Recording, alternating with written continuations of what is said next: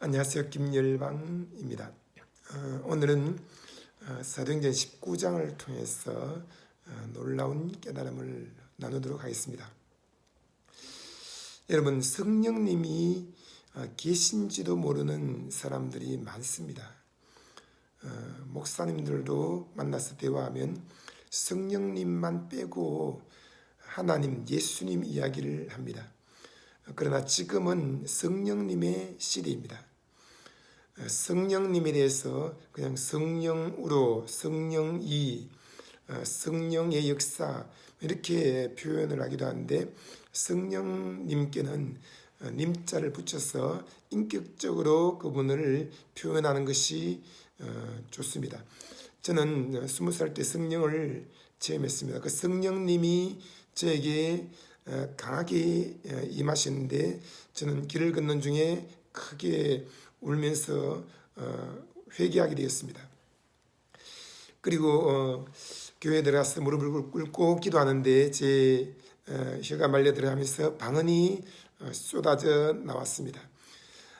몇 시간을 기도하고 난 후에 잠자리에 들고 그 다음 날 아침에 일어났는데 여전히 제 혀에서 방언이 계속 나오고 또 모든 것이 달라 보였고, 그때부터 영적인 존재가 느껴지기 시작했습니다.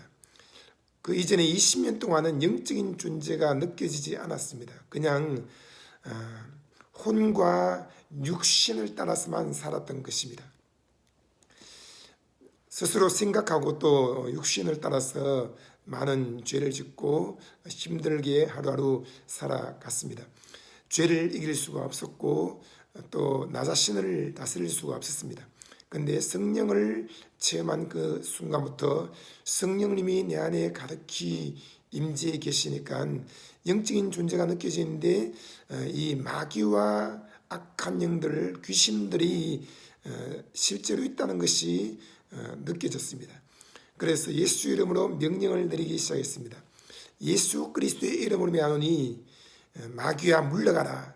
예수 그리스도의 이름으로 명하노니 악한 영들아 결박을 받을지어다.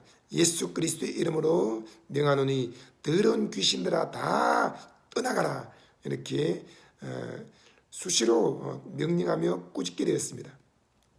그리고 천사들이 있다는 것을 알게 되었습니다. 제가 기도할 때 수많은 사람들이 성령을 체험하고 방언을 말하고 그들에게 불이 붙었고 또 그들이 입을 열어서 예언도 말했습니다. 노인부터 어린아이까지 청년들도 다들 성령으로 세례를 받았습니다. 사도행전 2장 17절에 나오는 말씀이 이루어진 것입니다. 요엘의 예언이죠. 말세에 내가 내 영으로 모든 육체에게 부어주리니 너희의 자녀들은 예언할 것이요 너희의 젊은이들은 환상을 보고 너희의 늙은이들은 꿈을 꾸리라. 여러분, 모든 육체에게 성령을 부어주시는 때가 온 것입니다. 그리고 어린 아이들이 말하기를 선생님, 제가 하늘에서 큰 비둘기 한 마리가 내려와서 갑자기 그 비둘기가 불로 변하고 그 불이 여러 개로 나눠져서 팍 퍼지면서 우리 모든 사람들 위에 임했어요. 그렇게 말하는 것이었습니다.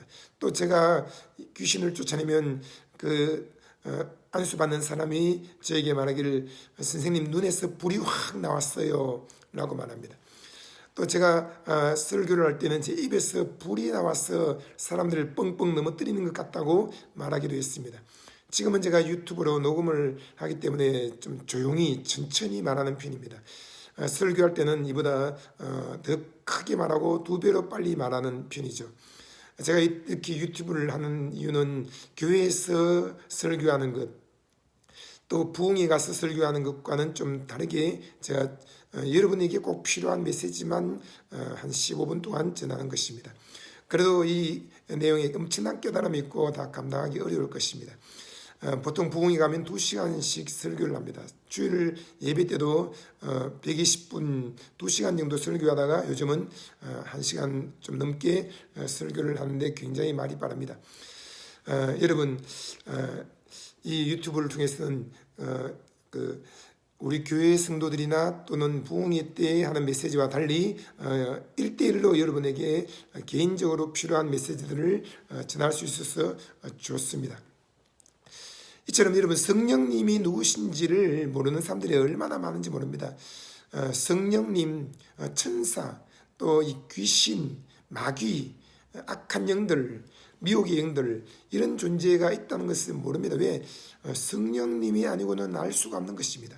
내가 성령이 임하고 성령으로 거듭났을 때에 우리가 이 영적 존재를 느끼기 시작합니다. 미국에 가지 않으면 이런 세계가 있는지 알 수가 없습니다. 천국에 가보지 않으면 천국이 정말 있는지 없는지 알 수가 없습니다. 바닷속으로 들어가 보지 않으면 바닷속에 이렇게 많은 물고기와 또 많은 그 산호초와 그런 해초가 있다는 것을 알 길이 없습니다.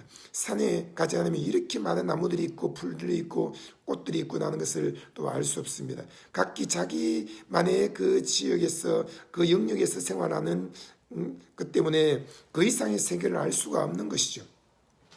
여러분 영적인 세계가 있다는 것을 알아야 됩니다. 성령님이 누구신지를 알아야 됩니다. 사도행전 19장에 보면 아볼로가 고린도에 있을 동안에 바울은 높은 지역들을 거쳐서 에베소에 이르렀습니다. 거기서 그는 몇몇 제자들을 만나서 이렇게 물었습니다. 여러분은 믿을 때 성령을 받았습니까? 그들은 우리는 성령이 있다는 말을 들어보지도 못하였습니다 라고 대답했습니다. 여러분 믿을 때 성령을 받았습니까? 예수를 구주로 믿는다고 하는데 성령으로 세례를 받아야 하는 것입니다. 예수를 구주로 믿을 때 성령님은 우리 안에 내주하십니다. 누구든지 성령으로 아니하고는 예수를 주라고 시인할 수가 없다고 했습니다. 그러나 성령으로 세례받는다는 것은 성령에 푹 잠긴다는 것입니다. 바로 성령이 내 위에 능력으로 임하는 것을 말합니다. 여러분 예수님이 성령을 받았습니다. 요단강에서 물로 세례받고 올라오실 때 성령이 비둘기처럼 그에게 내리셨습니다. 그 이후로도 예수님은 계속 기도합니다. 그러면서 높은 산에 올라가서 기도하실 때는 그분의 얼굴이 변화되셨고 또 그분의 옷이 사람의 손으로 빨아서 그렇게 희게 될 수 없을 정도로 하얗게 변화됐는데 그것은 바로 권능의 옷을 입게 된 것이고 또 기도할 때 성령이 구름같이 위에서 내려와서 그들을 덮었다고 했는데 이것이 곧 영광의 구름을 말하고 권능의 구름을 말합니다. 하나님의 나라가 권능으로 임한 것입니다. 그리고 내려와서 벙어리 되고 귀먹은 귀신을 쫓아내고 그를 깨끗이 고쳐 주셨고 예수님이 제 아들에게 말씀하기를 기도 외에는 다른 것으로는 이런 유가 나갈 수 없느니라고 했습니다. 여러분 성령의 권능을 받아야 하는 것입니다. 성령의 나타남이 있어야 하는 것입니다. 바울이 다시 물었습니다. 그러면 여러분은 무슨 세례를 받았습니까? 그들이 요한의 세례를 받았습니다 라고 대답했습니다. 여러분 요한의 세례는 물로 세례받는 것이죠. 물에 푹 잠겼다가 올라오는 것인데 이것은 회개의 세례를 말합니다. 바울이 말했습니다. 요한은 백성들에게 자기 뒤에 오시는 이 곧 예수를 믿으라고 말하면서 회개의 세례를 주었습니다. 이 말을 듣고 그들은 주 예수의 이름으로 세례를 받았습니다. 여러분 물 세례 받은 것이죠. 이 물세례는 옛날의 삶을 내가 회개합니다. 그리고 새로운 삶을 살겠습니다 라고 하면서 이 회개의 세례 곧 내가 새롭게 결단하는 세례를 말합니다. 그리고 바울이 그들에게 손을 얹자 성령이 그들에게 내리셨습니다. 그래서 그들은 방언으로 말하고 예언을 말했는데 모두 12사람쯤 되었습니다. 이것은 바로 성령의 세례를 받게 된 것입니다. 여러분 요한은 차가운 요단강에서 물로 세례를 주었습니다.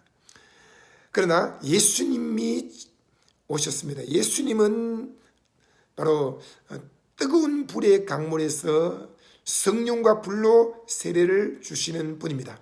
지금 여러분 어디에 계십니까? 방 안에 있습니까? 또 버스를 타고 있습니까? 전철 안에 있습니까? 자동차를 운전하고 있습니까? 아니면 교회에서 기도하고 있습니까? 침대에 누워 있습니까? 지금 그 자리에 예수님이 임재해 계십니다. 그 예수님이 여러분에게 안수하십니다. 저를 따라서 말해 보십시오. 예수님, 성령과 불로 세례 주시는 세례자 예수님, 예수님이 이 자리에 계신 것을 믿습니다. 주 예수님, 저에게 안수하여 주소서. 제 머리 안수해 주시고 성령과 불로 세례 주소서. 저를 따라서 말하기 바랍니다. 세례자 예수님, 세례자 예수님, 세례자 예수님, 저에게 성령과 불로 세례 주소서. 저에게 성령과 불로 세례 주소서. 저에게 성령과 불로 세례 주소서. 여러분, 그리고 혀를 맡기고 방언으로 말하기를 시작하기 바랍니다. 성령과 불로 세례 주시는 예수님이 지금 여러분과 함께 계시고 여러분의 머리에 손을 얹고 안수해 주고 계십니다. 그분은 구원자이십니다. 그분은 또 치유자이십니다. 여러분, 병으로 고통을 당하고 있습니까? 예수님께 도움을 구하십시오. 치료자 예수님, 제 머리에 안수해 주시고 제 어깨와 또 오장육부 팔다리에 안수해 주시고 제 귀와 눈과 코와 입과 목에 안수해 주시고 제 머리털에 안수해 주시고 저를 치유해 주세요. 저를 치유해 주세요. 치유의 기름을 부어주세요. 안수해 주세요. 저를 고쳐주세요. 저를 치유해 주세요. 여러분, 이렇게 도움을 구하십시오. 저희 교회 한 성도님은 예수님, 제 눈썹이 많이 없습니다. 이 한 3분의 1 정도가 사라졌습니다. 그런데 제 눈썹이 안수해 주시고 제 눈썹이 나게 해주세요. 그런데 놀라운 일이 생겼습니다. 예수님이 안수하시니까 눈썹이 다 생겨서 원래대로 다 돌아온 것입니다. 여러분, 이 눈썹이 빠졌는데 이만큼 돌아오겠습니까? 안 돌아옵니다. 그러나 예수님은 기적을 행하시는 분이고 예수님은 없는 것을 있는 것처럼 부르시는 분이고 예수님은 말씀하십니다. 너희 머리털 하나까지 다 세심받았느니라. 예수님은 우리의 머리털 하나하나 다 세시면서 없는 것을 심어주기도 하고 새로 나기도 하시고 여러분, 예수님은 우리에게 기적을 베풀어 주시는 분입니다. 여러분, 제가 30살 때 미용실 가면 M자 탈모입니다. 얼마 안 가서 다 머리가 빠져서 대머리가 될 겁니다. 그렇게 말했습니다. 그러자 제가 그분에게 대답하기를 아니, 저는 머리털이 하나도 빠지지 않습니다. 제 머리털은 강철과 같고 제 두피도 튼튼한 바위와 같습니다. 이렇게 말했습니다. 그러자 그 미용사가 피식거리면서 웃었습니다. 그리고 여러분, 20년이 지났는데 머리털이 안 빠집니다. 머리숱이 너무 많아서 더벅하게 덮지 않습니까? 그래서 가위로 머리숱을 자꾸 치내는데 여러분, 이것이 예수님이 제 머리털 하나까지 다 지켜주시기 때문입니다. 머리털이 빠지든 머리털이 많든 하나님을 경외하고 하나님의 영 성령님이 그 위에 임재해 계시면 되는 것이죠. 하지만 주님이 그 정도로 우리를 돌보신다는 것을 기억해야 합니다. 여러분, 주님은 우리의 오장육부 없는 것도 철커덕하고 만들어 주십니다. 예수님은 병든 자를 고치셨습니다. 병은 병균을 통해서 오는 것이고 그 병균이 죽거나 떠나가면 낫게 됩니다. 그런데 여러분, 불구자들은 손가락이 없는 것입니다. 전쟁터에 나와서 다리를 잃었습니다. 또 귀에 고막이 살아있습니다. 눈이 녹아져 내렸습니다. 코가 문드러져서 찌그러들었습니다. 여러분, 열매의 문둥병자가 그런 신체 기관들을 많이 손상을 당하고 잃어버렸는데 예수님이 그들을 다 깨끗하게 고쳐주었습니다. 여러분, 예수님은 불구자들도 많이 고쳤다고 말씀하고 있습니다. 날 때부터 걷지 못한 사람은 다리가 쪼그라들어서 조그만합니다. 그런데 여러분, 예수 이름으로 명령을 내니까 그 다리가 쭉쭉쭉 펴지면서 점점 더 굵어지고 튼튼해지고 그러면서 없는 발가락이 생겨나고 발톱도 생겨난 것입니다. 예수님이 지금 여러분 앉아 계시는 그 자리에 계십니다. 예수님은 기적을 행하시는 분이십니다. 예수님은 치유자이십니다.